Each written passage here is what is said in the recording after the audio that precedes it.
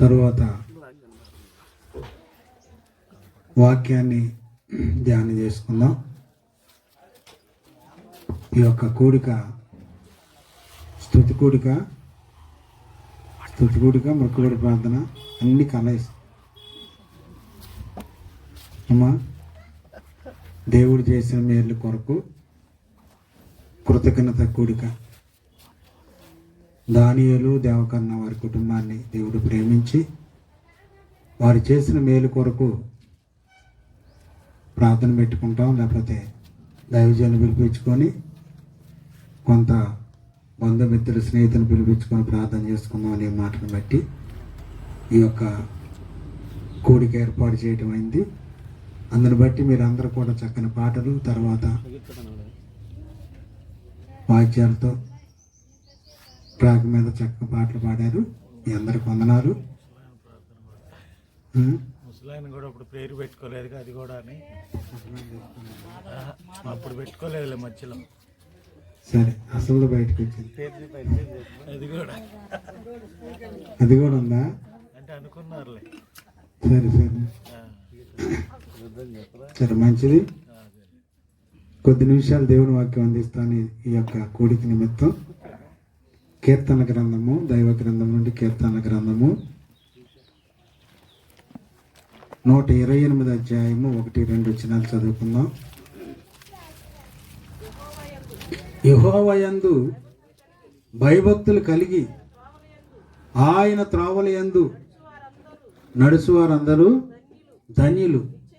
నిశ్చయముగా నీవు నీ చేతుల కష్టార్జితమును అనుభవించదవు. నీవు ధన్యుడవు, నీకు మేలు కలుగును. చాలండి. చూడండి, ఈ యొక్క లేఖనాలు దావీదు రాసిన కీర్తన అండి. దావీదు యాత్ర చేసినప్పుడు దానిని యాత్రా కీర్తన అంటారు. అటువంటి సందర్భాల్లో చూడండి, ఇక్కడ ఏమన్నాడంటే యెహోవాయందు భయభక్తులు కలిగి ఆయన త్రోవలయందు నడిచి వారందరూ ధన్యులు. ఏమండి, దేవుని యొక్క మాటలు యెహోవాయందు భయము భక్తి కలిగి నడుచుకోవాలంట. యెహోవా అంటే ఎవరో? దేవుడండి, తండ్రి అయిన దేవుడు. ఆయన యందు భయభక్తులు కలిగి నడుచుకోవాలి. మనం చేయ ప్రయత్నాలు, పనుల్లో చూడండి, ఇటువంటి వ్యాపారాల్లో మనం చేసే వాటిల్లో ఏముంటాయండి? దేవుని యందు భయము భక్తి కలిగి నడుచుకోవాలి. నువ్వు వ్యాపారం చేసినా, ఉద్యోగం చేసినా, వ్యవసాయం చేసినా, కూలి పని చేసినా, లేక ఏ పని చేసినప్పటికీ దేవుని యందు భయము భక్తి కలిగి నడుచుకోవాలి. ఏమండి, దేవుని యందు భయభక్తులు కలిగి నడుచుకుంటే ఆయన నిశ్చయముగా నీ యందు శ్రద్ధ నిలిపి నీకు సహాయం చేయటానికి చూడండి తన దూతను పంపిస్తాడు. ఏమండి, మనకు బైబిల్ గ్రంథంలో చూడండి దేవుని యందు భయభక్తులు కలిగి నడుచుకున్న వారు ఎవరై అంటే కొంతమందిని మీకు పరిచయం చేస్తాను. మనకి దేవుని యందు భయము భక్తి కలిగిన వారు మొట్టమొదటిసారిగా చూడండి మనకి యోబు కనిపిస్తూ ఉన్నాడు. యోబు అంటే ఊజు దేశం మందు చూడండి యోబు అన్నాడు. యోబు అని ఒక మనుషుడు ఉన్నాడు. అతడు యథార్థవర్తనుడును న్యాయవంతుడై దేవుని యందు భయభక్తులు కలిగి చెడుతనమును విసర్జించిన వాడు. చాలండి, యోబు గారిలో 4 లక్షణాలు ఉన్నాయి. చూడండి, ఒక రకంగా చూస్తే యోబు యొక్క చరిత్ర కానీ, యోబు యొక్క పుట్టు పూర్వత్వాలు ఇటువంటివి కనిపించవు. అయితే మరి చరిత్రకారుని బట్టి చూస్తే చూడండి, యోబు అంటే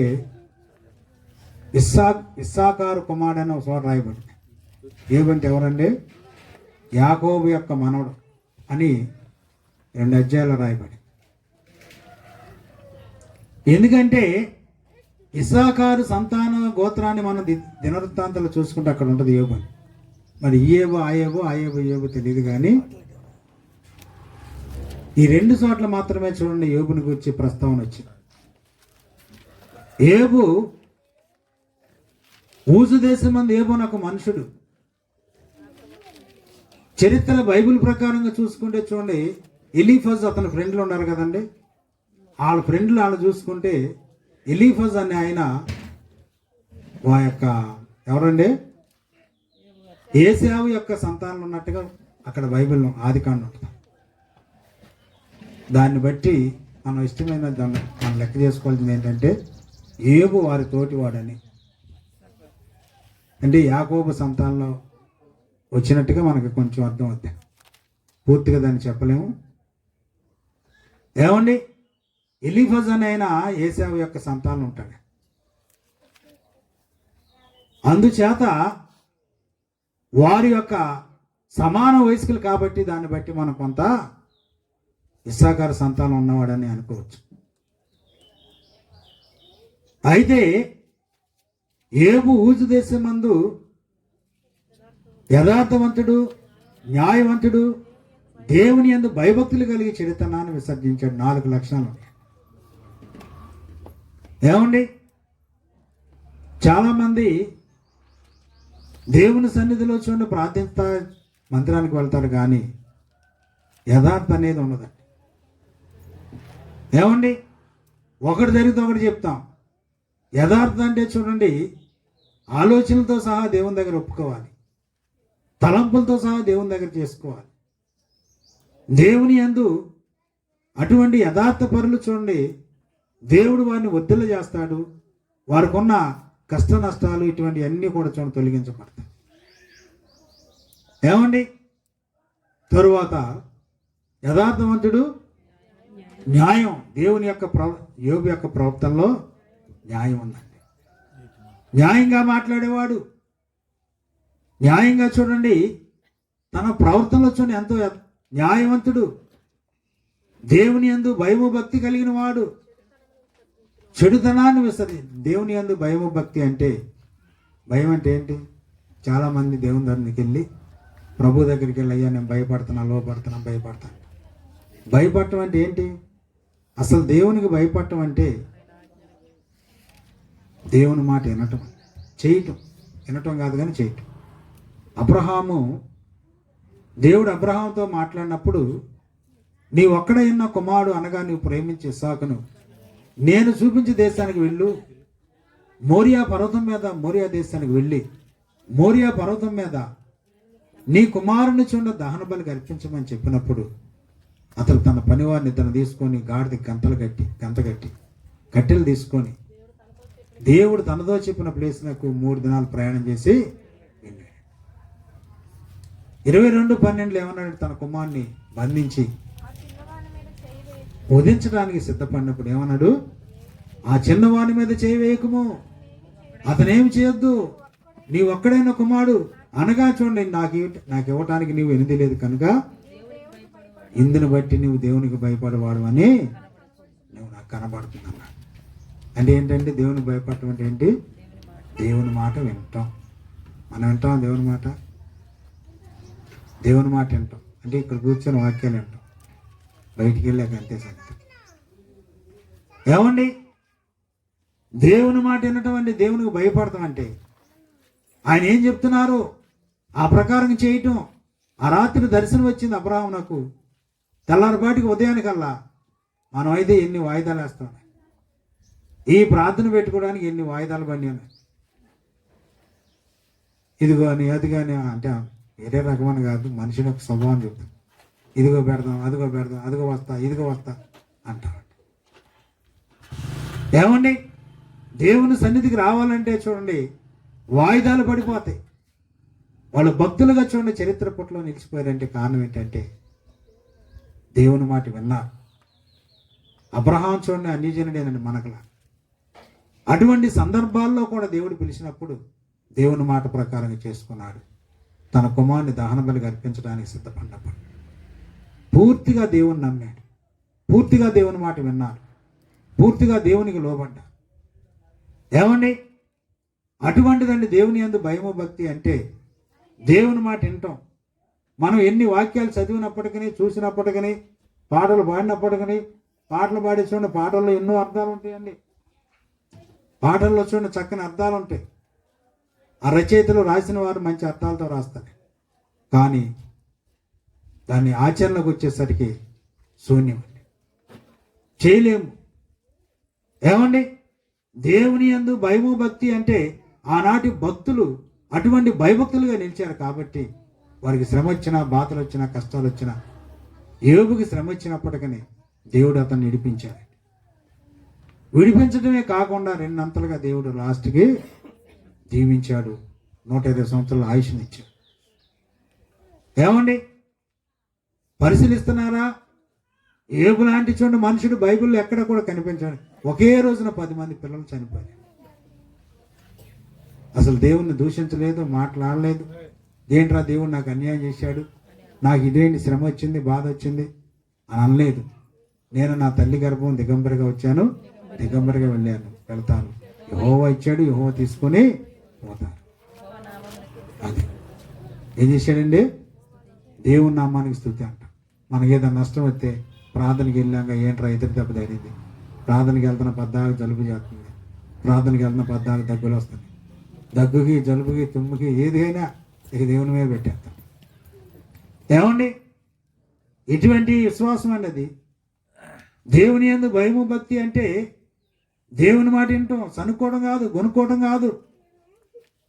ఆయనకు చూడండి అటువంటి శ్రమ వచ్చినప్పటికి కూడా పిల్లరా దేవుల్లో నిలబడ్డాడు, చెడుతనాన్ని విసర్జించాడు. మన ఇంటి నిండా చెడుతనం ఉంటుంది, చెడుతనాన్ని మాత్రం విడిచిపెట్టాం.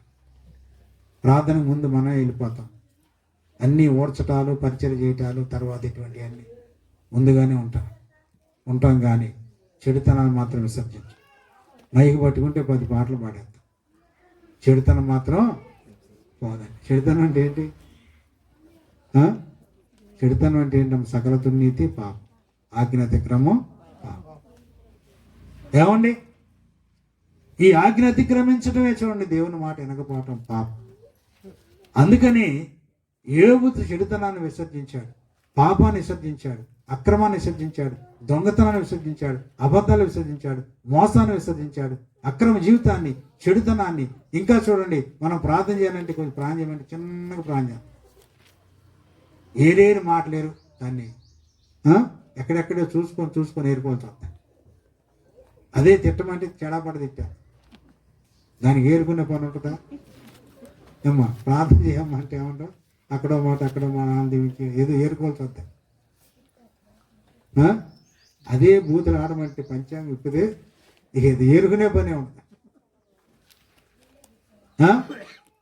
ఎందుకని? చెడుతనం అంటే మనకు అంత తీప, అలవాటు పడిపోయాయి, బాల్యం నుండి అలవాటు పడిపోయాయి.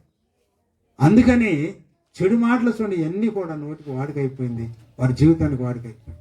అందుచేత ప్రభునందు దేవుని బిడ్డలారా, యెహోవా యందు భయభక్తులు కలిగి చెడుతనాన్ని విసర్జించు. ఏమండి, అప్పుడు లేఖనంలో చూడండి ఏం రాయబడిందంటే, సామెతల గ్రంథం 3:7 చదవండి. సామెతల గ్రంథము 3:7 చదవండి.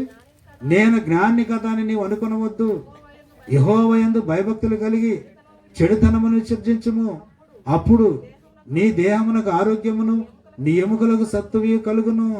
చూడండి ఏం రాయబడిందండి? యెహోవా నేను జ్ఞాని కదా అని అనుకొనవద్దు. ఈనాడు చాలా మంది, అనేక మంది మేము జ్ఞానులము, చదవము, పండితులము, లేకపోతే జ్ఞానం మా ఇంట్లో నుంచి వచ్చింది, లేకపోతే చూడండి మేము జ్ఞానులు, మాకు మాటగారులు, పాటగారులు, లేకపోతే ఇంకా అది రకరకాలు చూడండి మేము జ్ఞానులు అని చెప్పి చాలామంది ఉప్పొంగిపోతూ ఉంటారు. నేను జ్ఞాని కదా నువ్వు అనుకొనవద్దు, యెహోవా యందు భయము భక్తి కలిగి చెడుతనాన్ని విసర్జించు, అప్పుడు చూడు నీకు దేవుడు నీ దేహానికి ఆరోగ్యం, ఎముకలు సత్వం ఇస్తాడు. ఏమండి, ఎక్కడ భయపడాలి? దేవునికి ఎక్కడ భయపడాలండి? మనుషులు లేని చోట, దేవుడు చూడని చోట, భక్తులు లేని చోట, క్రైస్తవత్వం లేని చోట నువ్వు పనికి వెళ్ళినప్పుడు, బయటికి వెళ్ళినప్పుడు బయట ప్రపంచంలో ఉన్నప్పుడు, ఒంటరిగా ఉన్నప్పుడు, నీ పనుల మీద ఒంటరిగా వెళ్ళినప్పుడు అక్కడ భయపడాలి.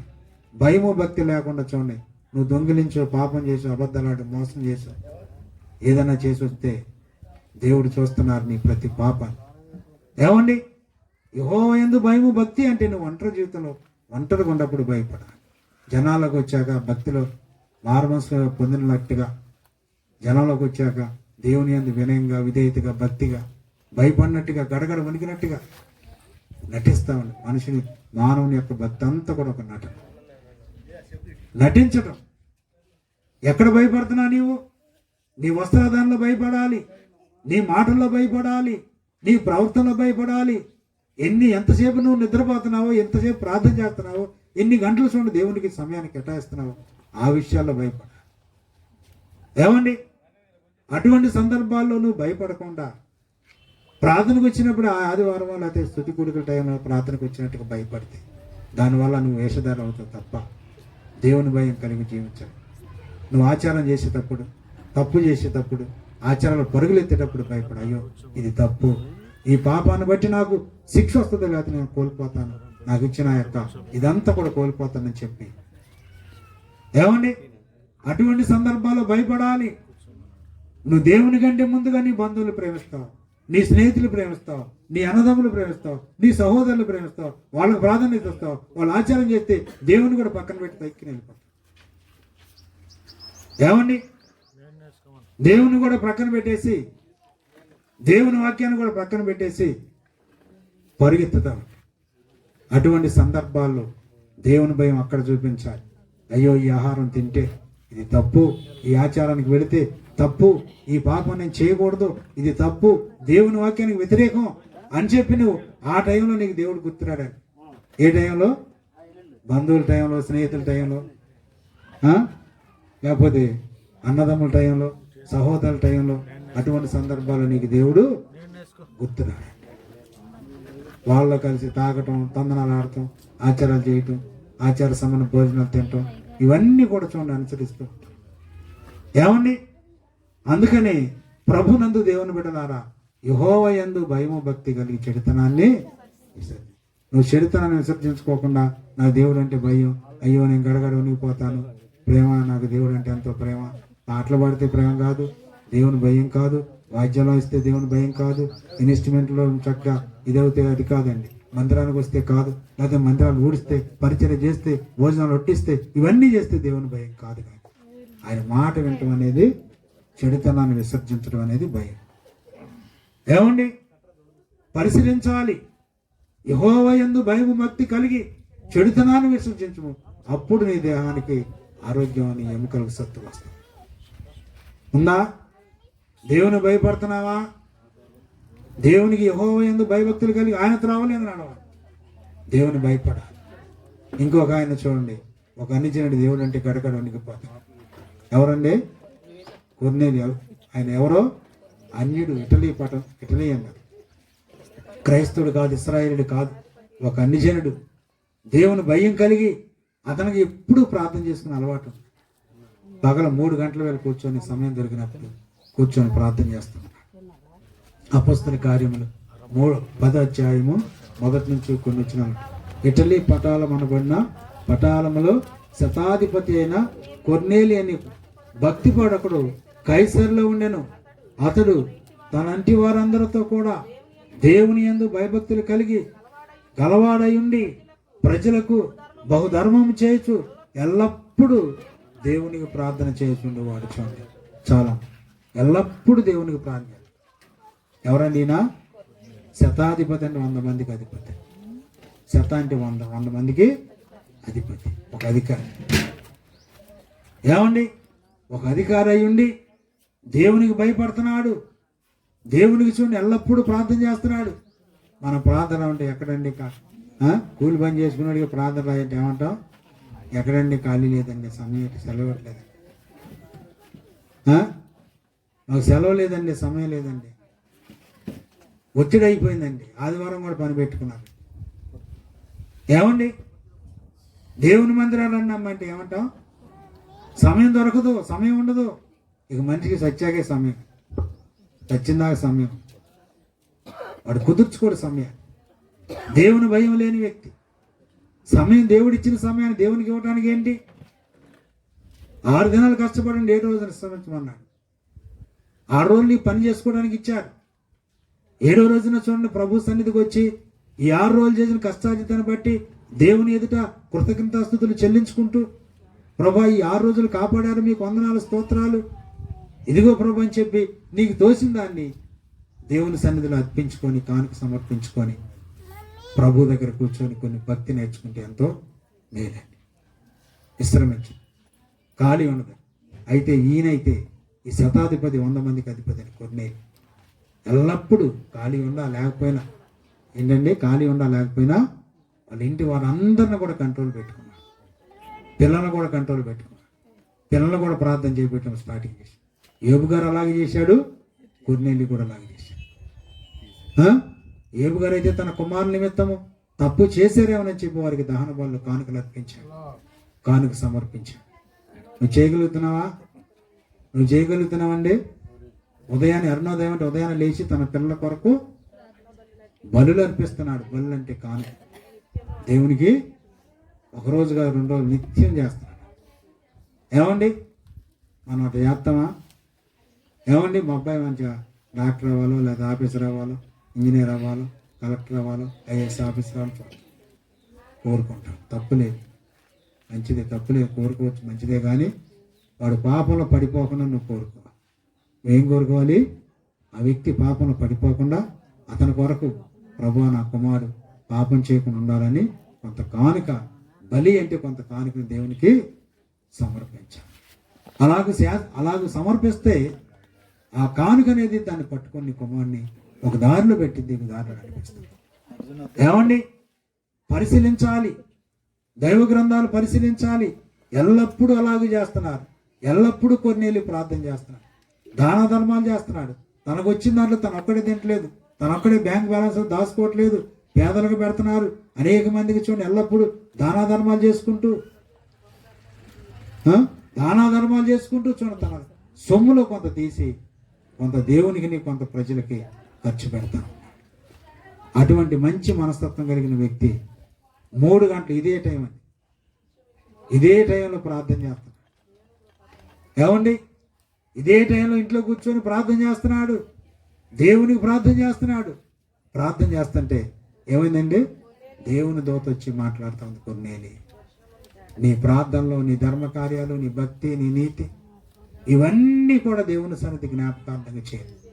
కానీ నీకు మారుమనసు కావాలి అంటే అదిగో ఎప్పే పట్టణానికి పంపించి, అక్కడ పేతురు అనబడిన మారు పేరు గల సీమోను ఉన్నాడు, ఆయన పిలిపించు, ఆయన దగ్గర నీకు మారుమనసు కావాలంటే ఆయన నీకు చెప్తాడు అని దేవుడు తనతో మాట్లాడుతూ ఉన్నాడు.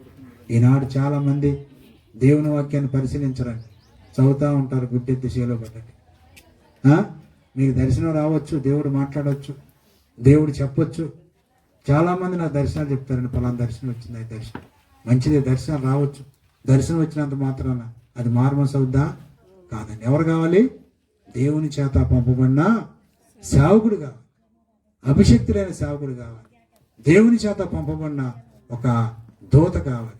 ఆయన వస్తే చూడండి, ఆయన దగ్గరికి వెళ్ళి విచారణ చేస్తే ఏమవుద్దండి, నీ పాపాలు ఇవన్నీ కూడా క్షమించబడతాయి. నువ్వు రక్షణ పొందే మార్గం ఏంటో, నువ్వు మారుమనసు పొందే మార్గం ఏంటో అవన్నీ కూడా దేవుడు నీకు చూపిస్తాడు.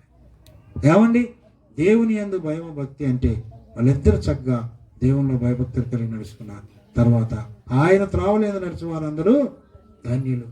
ఎవరి త్రావలోనండి? దేవుని త్రావలు. చాలా మందికి చూడండి, దేవుని యొక్క మార్గాలు, దేవుని త్రావలు ఎలా ఉంటాయి అంటే కష్టతరంగా ఉంటాయి. దేవుని మార్గాలు నడవాలంటే ఎలా ఉంటాయి? చాలా బాధాకరంగా ఉంటాయి. వాక్యం ఏం చెప్తుంది? వాక్యం ఏం బోధిస్తుందండి? నా మార్గము తేలిక, నా కాడి సులువును, నా మార్గాలు తేలిక. ఏమన్నాడు? హోషేయ గ్రంథం 14:9 ఒక మాట ఉంది చూడండి.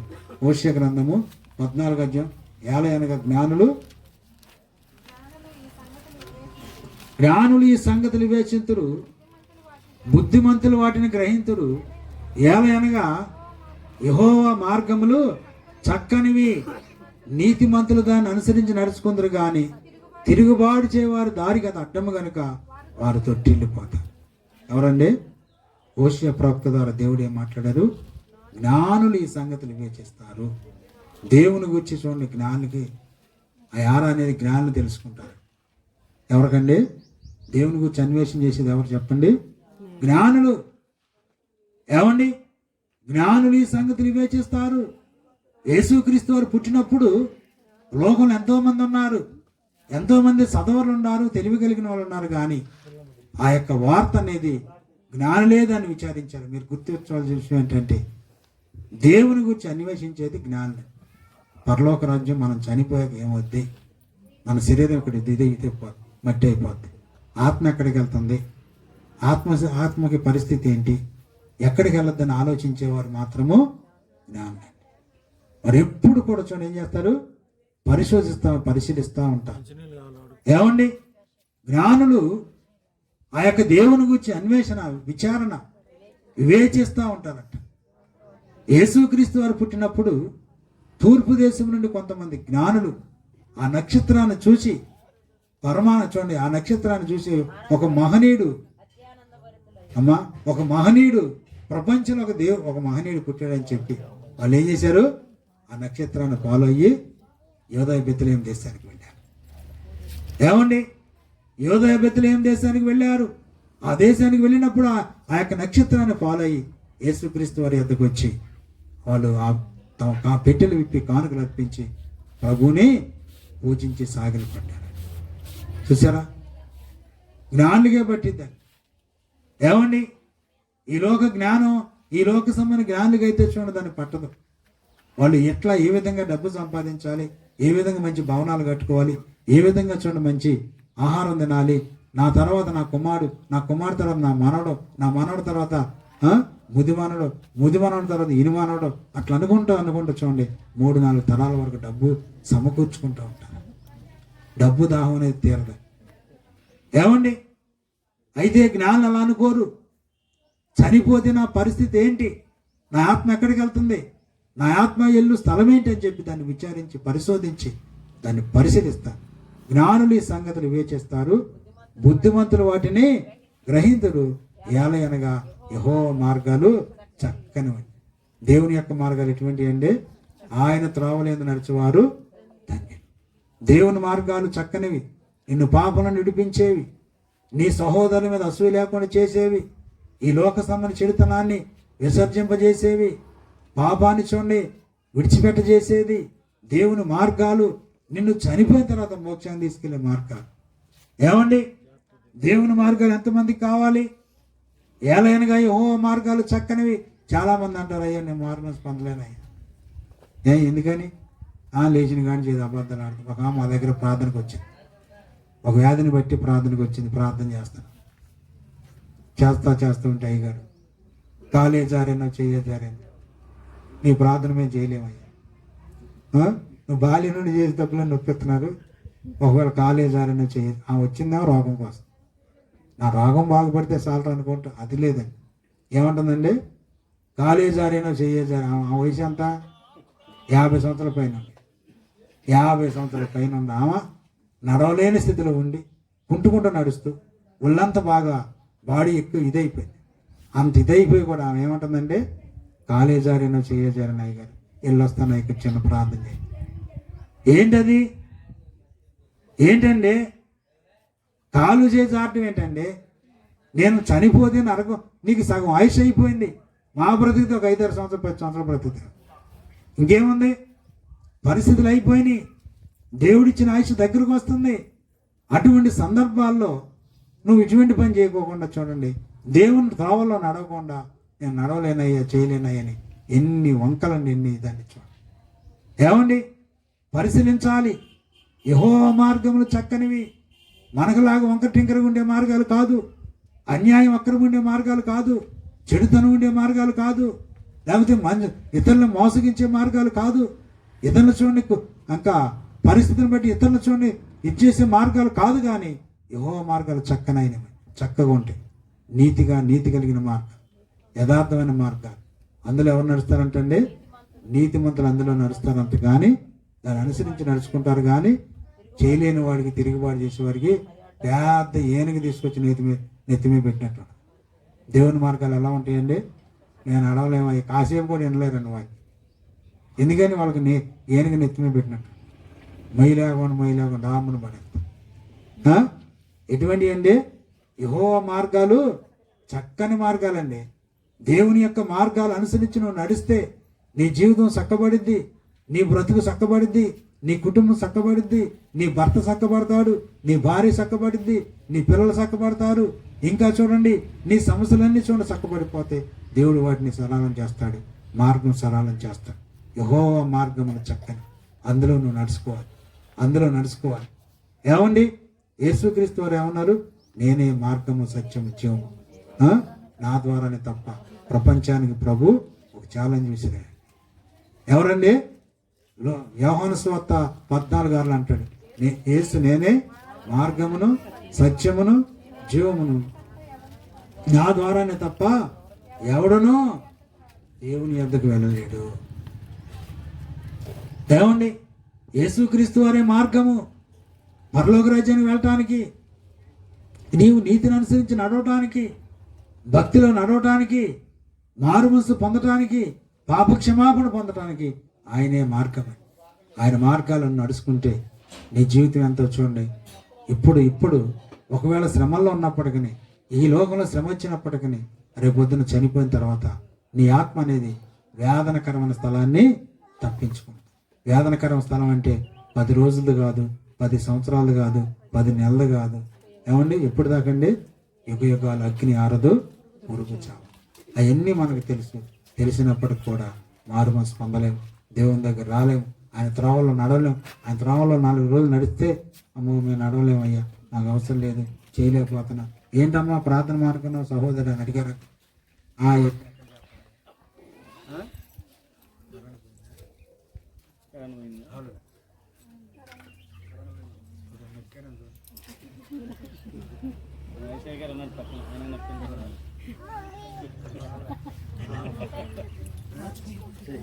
ఏమండి? ఏమంటారండి?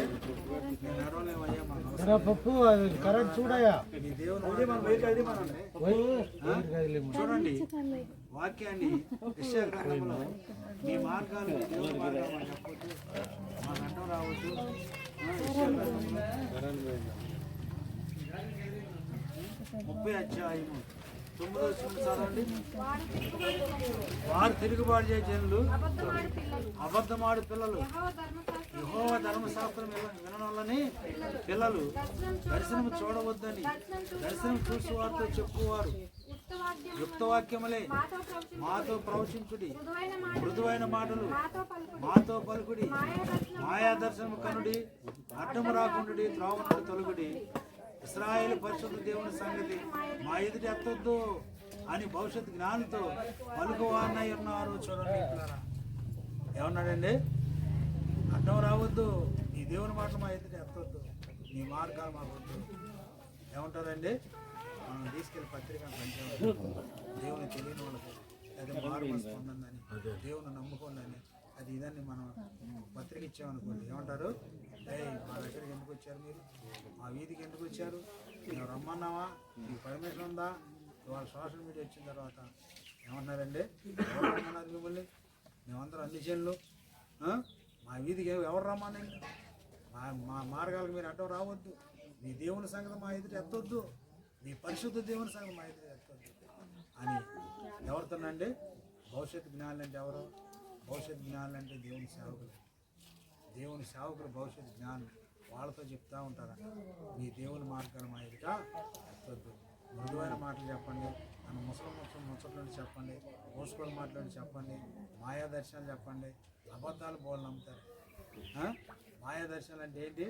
అమ్మా దేవగారిన రాత్రి దేవుడు కనపడి ఈ చీరలోనే చూశానమ్మా, నీ ఇంటికి వచ్చానమ్మా, నువ్వంటే నా కాలు గడి నెత్తిలో పోసుకొని నన్ను తీసుకెళ్ళి నాకు ఇంత డబ్బులు ఇచ్చి పంపించామంట, ఇచ్చి పంపించామంట.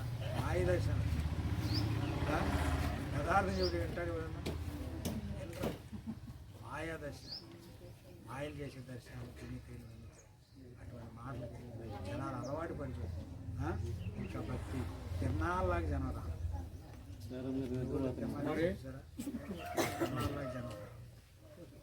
ఏమండి అటువంటి సందర్భాలను బట్టి దేవుని త్రోవలు యెహోవా మార్గములు చక్కనైనవి నిన్ను మంచి చక్కగా తీర్చిదిద్దే. అందుకని చూడండి మోషే యెహోషువతో మాట్లాడిన మాటల్లో నువ్వు చక్కగా నడవాలంటే ఇదిగో ఈ పని చేయమని చెప్పి యెహోషువ గ్రంథం 1వ అధ్యాయం 7వ వచనం చదవండి. యెహోషువ గ్రంథం అయితే నీవు నిబ్బరము కలిగి జాగ్రత్త పడి బహుధైర్యముగా నుండి నా సేవకుడైన మోషే నీకు ఆజ్ఞాపించిన ధర్మశాస్త్రం అంతర చొప్పున చేయవలెను. నీవు నడుచు ప్రతి మార్గమును చక్కగా ప్రవర్తించినట్టు నీవు దాని నుండి కుడికి గాని ఎడమకు గాని తొలగకూడదు. ఈ ధర్మశాస్త్ర గ్రంథమును నువ్వు బోధింప తప్పిపోకూడదు. దానిలో రాయబడిన సంగతులన్నీ చేయుటకు జాగ్రత్త పడినట్లు దివారాత్రములు ధ్యానించిన నీ మార్గములు వర్ధన చేసుకొని నువ్వు చక్కగా ప్రవర్తిస్తావు. చూసారా ఏమన్నాడండి మోషే చూడండి. ఆ యొక్క మోషే చనిపోయిన తర్వాత దేవుడు మాట్లాడుతూ ఉన్నాడు యెహోషువతో, ఇదిగో నా సేవకుడైన మోషే నీకు ధర్మశాస్త్రం ఇచ్చాడు. ఆ ధర్మశాస్త్ర గ్రంథ ప్రకారం నడిచి చక్కగా నువ్వు దాన్ని ప్రవర్తించిన నీ మార్గములు వృద్ధులు చేసుకుని చక్కగా ప్రవర్తిస్తావు. దాని నుండి కుడికి కానీ తొలగకూడదు. అవి బోధింపక తప్పకూడదు. నువ్వు వాటి నుండి తొలగకుండా ఉండాలి అంటే నీ బ్రతి కాలం అంతా నువ్వు చనిపోయేంత వరకు ఆ గ్రంథము దివారాత్రంలో చూసారా. చాలామంది నేను ఇప్పుడు నేను అయ్యా బైబిల్ సామాన్య దాంట్లో కొంచెం జ్ఞానం ఉంటుంది అంటే నేను ఎప్పుడో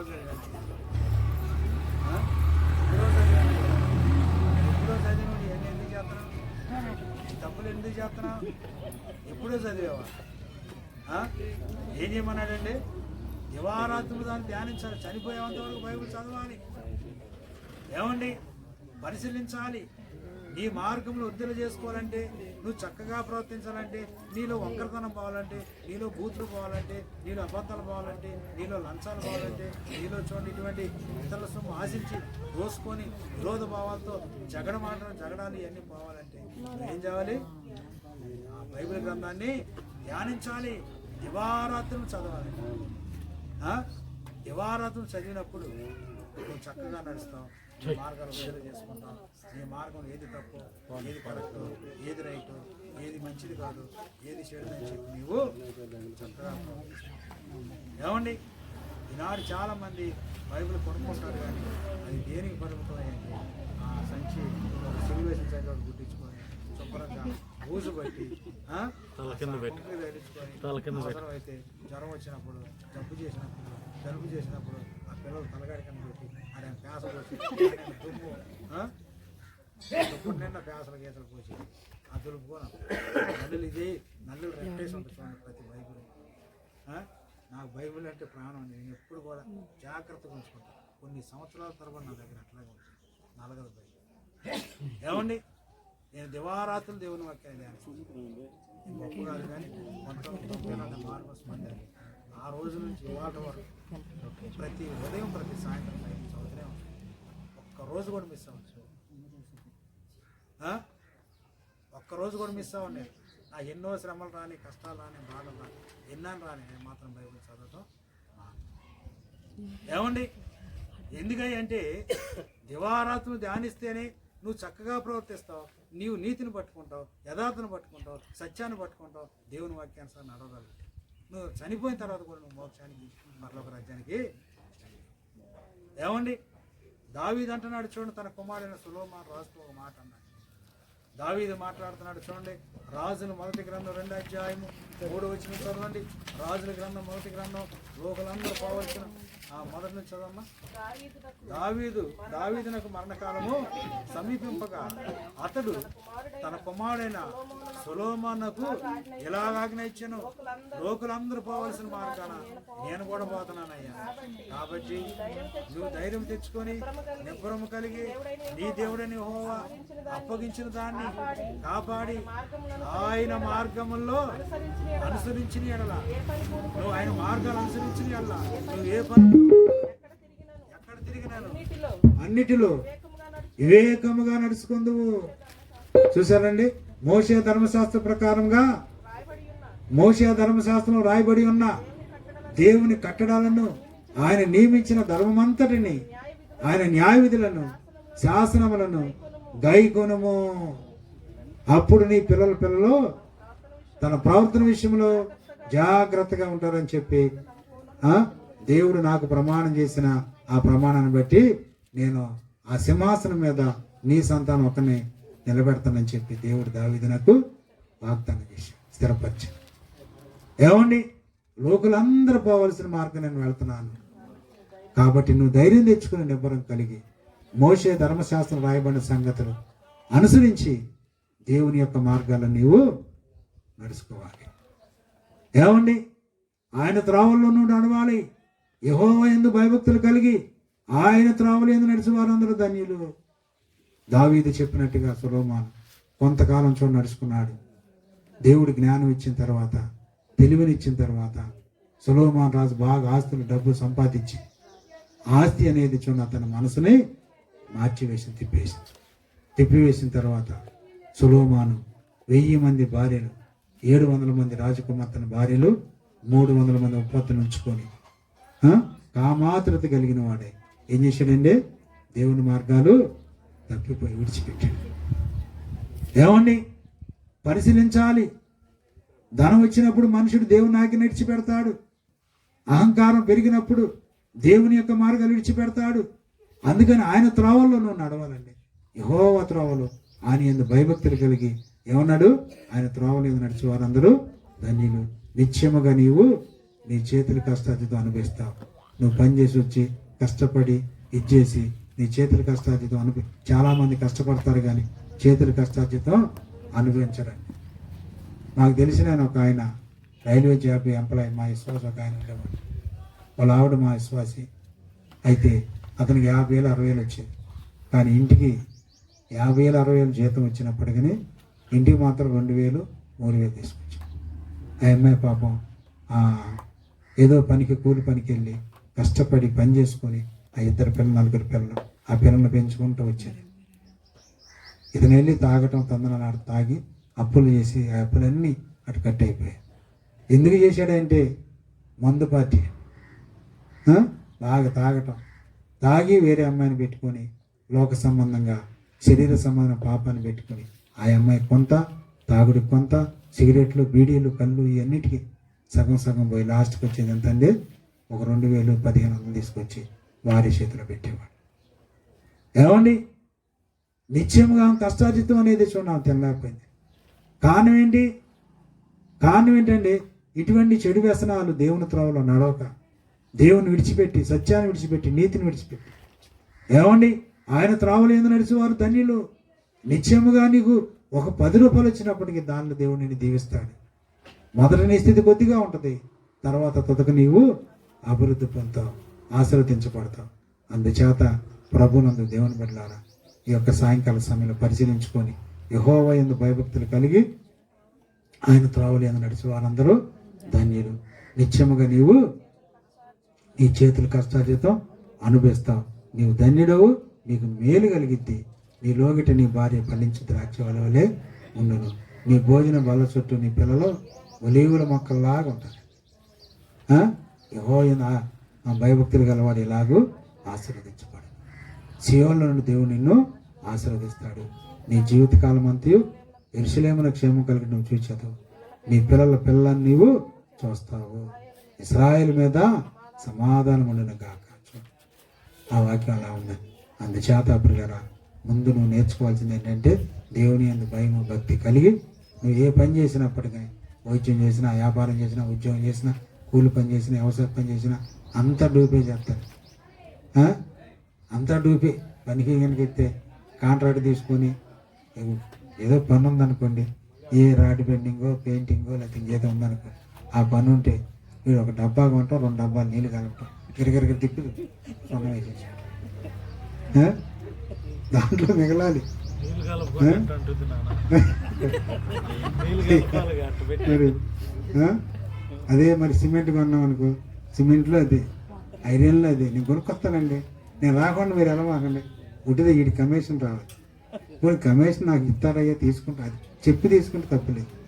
ఏమండి ఇవన్నీ ఏంటి? అదే మా అబ్బాయి కమిషన్ వదిలే, మీరే నాకు ఎంతోకంత ఉన్న అనాలిగా, ఇస్తాంగా. యథార్థంగా ఉంటే దాన్ని తీసుకెళ్ళి అటువంటి మిమిక్రీలు ఏంటంటే దేవుని యందు భయభక్తులు కాదు. అటువంటి సందర్భాల్లో నువ్వు దేవునికి భయపడాలి. అది నేను చెప్పే సంగతి. ఏమండి అటువంటి సందర్భాల్లో నువ్వు దేవునికి భయపడితే నిశ్చయముగా ఆ 200 వచ్చేది 100 వచ్చినా నీకు అది తీసుకుంటే 200 వస్తాయి, 500 వస్తాయి. ఇది 100 వచ్చినా కానీ నీకు తృప్తిగా నీవు అనుభవిస్తావు, తింటావు, నువ్వు ఆరోగ్యంగా ఉంటావు, నెమ్మది కలిగిద్ది, మేలు కలిగిద్ది. ఆ చిన్న రూపాన్ని దేవుడు నిన్ను ఆశీర్వదించి దీవించి నిన్ను అభివృద్ధిపరుస్తాడు. అందుచేత ఆయన త్రోవలో నడు. నీ జీవితకాలం అంతా కృపాక్షేమం నీ అంట వస్తాయి. నువ్వు వద్దలతో నీ లోకిటి నీ భార్య ఫలించు ద్రాక్షవల్లి వలె ఉంటుంది. నీ భోజనం బల్ల చుట్టూ నీ పిల్లలందరూ లేని మొక్కలుగా ఉంటారు. రేపు పొద్దున పెళ్ళి అయిన తర్వాత అయ్యా నన్ను తన్నాడు, నా పాలు నన్ను చూడట్లేదు, నన్ను ఎట్టు చేసింది అటు చేసింది, ఇవన్నీ కూడా ఇక్కడే వస్తాయి. దేవుని యందు భయభక్తులు కలిగిన చోటే వస్తాయి. నువ్వు దేవుని యందు భయభక్తులు కలిగిన వాళ్ళు చేసుకుంటే వాళ్ళు నిన్ను చూస్తారు, శుభ్రంగా ఇచ్చేస్తారు, నీకు అన్నీ వస్తాయి. నువ్వు అదే కట్నం కాసిపడి ఎవరినో ప్రార్థనలను తీసుకొస్తే నాకేం కర్మ, నేను 10 లక్షల కట్నం తెచ్చాను, నిన్ను మానదాన్ని ఎక్కడో కూర్చొని నీ కుమారుని ఒక పిచ్చి కుక్కను కట్టేసి తీసుకొని ఈడ్చుకెళ్ళి వాడు చేసిన కానీ అటే తిరుగుతాను. ఎలా పని ఉంది రాయి అంటే వద్దు నాన్న ఇక్కడ పని ఉందయ్యా, అక్కడికి వెళ్ళి రావాలి, ఎక్కడికి వెళ్ళి రావాలి. ఇది చేసేవన్నీ భారీ పని, తల్లిదండ్రుల పని చేయలేడు. ఎందుకని కారణం ఏంటి? యెహోవా యందు భయము భక్తి నీకు లేదు. దేవుని భయం లేని పనులు ఇవన్నీ చూడండి, చాలా జాగ్రత్తగా పరిశీలన చేసుకొని దైవలేఖనాలు ఆయన త్రోవలో నడవండి, మారుమనసు పొందండి, దేవుని తెలుసుకోండి. నిజరక్షకుడైన యేసుక్రీస్తు వారి ఎదుర్కొచ్చి సంపూర్ణంగా దేవుణ్ణి నడిస్తే నీకు ఎంతో మేలు. నీకు అందరూ అనుభవాలను సైకి చేస్తున్నారండి. నా పాటలు పాడిన దాకా ఏం లేదు, ఇప్పుడు వచ్చింది ఆకలి ఇప్పుడు తెలిసింది. సైకి చెప్తున్నారు 3:30 అయింది. ఇక మంచిది చెప్పాలంటే ఇంక చాలా చెప్తాను, ఇప్పుడు ప్రస్తుతానికి వద్దు, మరి జనాలకు ఆకలి అవుతుంది అనుకుంటా. నేను చెప్పే విషయం ఏంటంటే యెహోవా యందు భయభక్తులు కలిగి ఆయన త్రోవల యందు నడిస్తే నీకు మేలు కలిగిద్ది, నీ కుటుంబం. అప్పుడు నువ్వు స్తుతికూడికి పెట్టుకున్నావు, నీకు ఆశీర్వాదం, దీవెన. నీ పిల్లలు ఒలివ మొక్కల్లాగా దినదినం ఏం చేస్తారు? క్రమక్రమంగా వర్ధిల్లుతారు, అభివృద్ధి పొందుతారు, బలంలో వర్ధిల్లుతారు, ఆస్తుల్లో వర్ధిల్లుతారు, ఇంకా జ్ఞానంలో వర్ధిల్లుతారు, సమస్త ప్రవర్తన యందు వర్ధిల్లుతారు, అభివృద్ధి జరిగింది. ఆ విధంగా నేను దేవుడు దీవిస్తాను. అలాగ చేసుకొని ప్రభువులు సంపూర్ణంగా దేవుని మీద ఆనుకొని ఇవన్నీ ఆయన త్రోవలో నడవాలని ప్రేమపూర్వకంగా కోరుకుంటూ నేను ఈ వాక్యాన్ని ముగిస్తున్నా. దేవుడి చిన్న వాక్యాన్ని దీవించి ఆశీర్వదించిన గాక. ఆమేన్. ప్రార్థన చేసుకుందాం. మా అయ్యగారు రాజేశ్వరి గారు చిన్న ప్రార్థన చేస్తారు. ప్రార్థన చేసుకుందాం. ఈ యొక్క